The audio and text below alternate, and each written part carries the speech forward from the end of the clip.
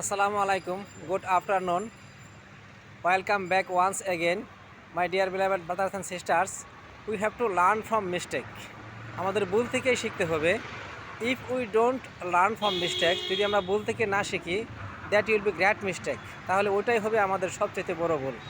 I'm not good at English, but I want to try, and I want to speak English. It's my dream, and I have to speak English at any cost. Because it's very important for me. That's why I am learning English. তাই আমি ইংরেজি শিখতেছি. You can learn, আপনিও শিখতে পারেন. You have to learn English. আপনাকে English শিখতে হবে because English is an international language. English একটা আন্তর্জাতিক ভাষা. That's why you have to learn English.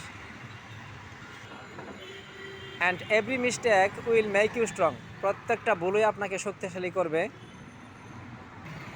Keep trying, keep practicing, keep learning until the success. If Almighty wants, see you soon next video. Till then, Allah Hafiz.